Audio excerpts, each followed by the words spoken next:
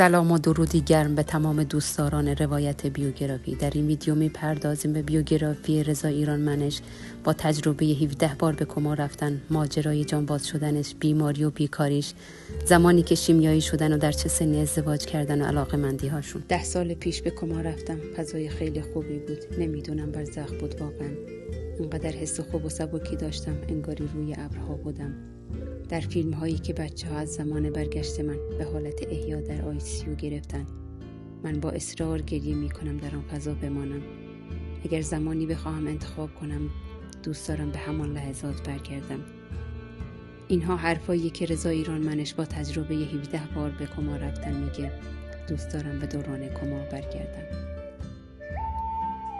رضا ایرانمنش بازیگر ایرانی متولد 8 اردیبهشت ماه 1346 در جیرفت کرمان به دنیا اومده. مادرش خانه‌دار و مرحوم پدرش فرماندار و بخشدار شهر جیرفت بوده.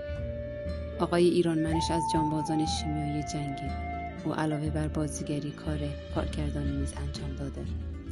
آقای بابک نوری بازیگر دهه 80 تلویزیون از عمل سخت رضا ایرانمنش، بازیگر قدیمی و بستری او در بیمارستان خبر داد و از مردم خواست برایش دعا کنند.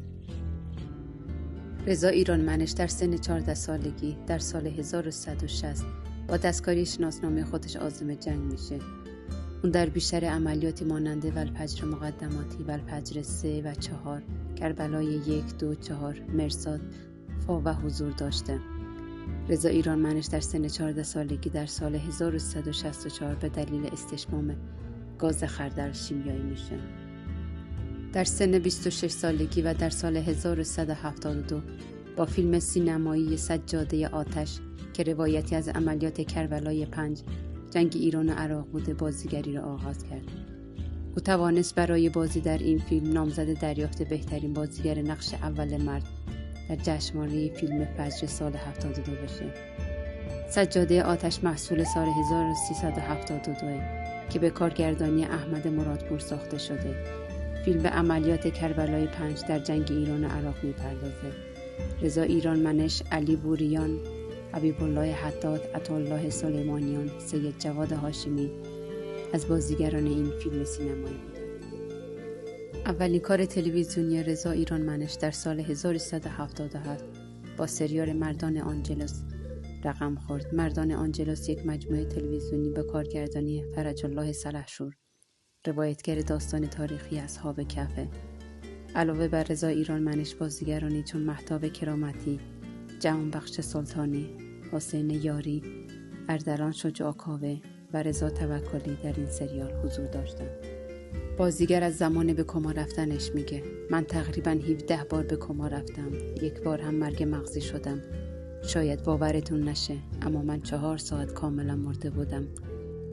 منو به سردخونه بردن و بعد از 4 ساعت دوباره برگشتم. فضای خیلی خوبی بود. نمیدونم برزخ بود واقعا. انقدر حس خوب و قشنگی داشتم که انگاری روی ابرها بودم. فیلم هایی که بچه ها از زمان برگشت من به حالت احیا در آیسیو گرفتن، من با اصرار گریه می کردم که در آن فضا بمانم. اگه زمانی رو بخواهم انتخاب کنم، دوست دارم به همون لحظات برگردم.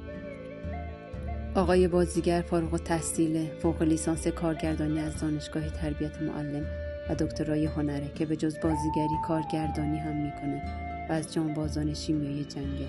در شهر جیرفت از توابع کرمان در 8 اردیبهشت 1346 به دنیا اومده، اما در شناسنامه سن خود را به 29 آذر 1344 تغییر داده. سال 1360 وقتی که 14 سالش بوده با دستکاری شناسنامش عازم جبهه جنگ میشه و در بیشتر عملیاتش حضور داشته. در جزیره مجنون شیمیایی اعصا و در کربلای 5 ولفجر 8 1364 وقتی تنها 18 سال داشت به دلیل استشمام گاز خردل شیمیایی شد. شروع بازیگری ایرانمنش در سال 1172 وقتی که تنها 26 سالش بود با بازی در فیلم سجاده آتش که روایتی از عملیات کربلای 5 جنگ ایران و عراق بود شروع شد. برای بازی در این فیلم نامزد دریافت بهترین بازیگر نقش اول مرد در جشنواره فیلم فجر سال 72 شد. سپس همین سال در فیلم آخرین شناسایی حضور داشت. در سال 1377 با سریال مردان آنجلوس به تلویزیون آمد، اما چندان موفق نبود. شاید به دلیل شرایط جسمانیش بود که نتونسته به خوبی در کارها دیده بشه و ادامه بده. آقای ایرانمنش همسر اولش رو حضور خدا در کنارش میدونه و میگه همسرم همیشه برایم نمونه خوب از صبر و ایثاره که برای زندگیمان تمام توانش رو گذاشت. آقای ایرانمنش ازدواج دومی هم داشته. زمانی که در دی ماه 1400 در مراسم بزرگداشت رضا پیازی و عنایت بخشی با همسر جدید جوان خود در مراسم حاضر شد که بسیار مورد توجه قرار گرفت. زمانی که از علاقه‌مندی‌های بازیگر میپرسن، اون میگه همه غذاها رو میخورم و دوست دارم، اما فسنجان یکی از غذاهای مورد علاقه منه. آشپزی رو اصلا بلد نیستم، نیمرو هم نمیتونم درست کنم. ما حرفمون پیش جوونا خیلی خریدار داره. توی کوچه بازار با جوونها با این تیپ میریم و ما رو از خودشون میدونن و حرفمون رو قبول میکنن. آقای ایرانمنش در بیشتر از 60 فیلم سینمایی و مجموعه تلویزیونی حضور داشته. او همچنین از جانبازان جنگ تحمیلی عراق علیه ایرانه. 1 سال بعد از شیمیایی شدن در سن 19 سالگی در سال 1365 ازدواج میکنه و در حال حاضر صاحب یک دختر به نام غزل و یک پسر به نام علی می باشد. او همچنین در مصاحباتش گفته که من مدت بسیار زیاده که بیکارم. در 2 سال اخیر پیشنهادهایی داشتم که قابل کار کردن نبودن. وی ادامه میده تنها راه امرار معاش من از طریق بازیگریه. هیچ کار دیگری بلد نیستم. البته ناشکری هم نمی کنم چون خداونده که روزیم رو فراهم میکنه. من و اصغر فرهادی، سعید آقاخانی، حمید فرخ نژاد همگی در دانشگاه تهران هم کلاسی بودیم. زمانی که اصغر شروع به کار کرد از بچه‌های دانشگاه دعوت به همکاری کرد. من برای فیلم سجاده آتش کاندیدای دریافت سیمرغ بهترین بازیگر شدم. آن سال رقبای من استاد انتظامی، اکبر عبدی، مرحوم خسرو شکیبایی بودند. برای من باعث افتخار بود کنار این عزیزان قرار بگیرم. متاسفانه هنرمندان ما خیلی کم تونستن فضای جنگ و واقعی نشون بدن. البته کارهای خوبی هم داشتن. کارگردان‌هایی که خود در جبهه‌های نبرد حضور داشتن دونستن تصویر باورپذیری را به مخاطب ارائه بدن. من از همینجا دست تک تک جانبازان را میبوسم. اسم جانباز رو روی من گذاشتن، اما همیشه گفتن که من فقط این عنوان را یدک میکشم. قبل از سال 95 بیماری و بیکاری به من غلبه کرد. وضعیت جسمی و روحی خوبی نداشتم. از 26 فروردین 95 خداوند نیروی دوباره به من داد و این بازیگر مشهور و محبوبمون از ماجرای جانباز شدنش میگه. ما در عملیات والفجر 4 در منطقه 5 زین عراق تپه‌هایی را تصرف کردیم.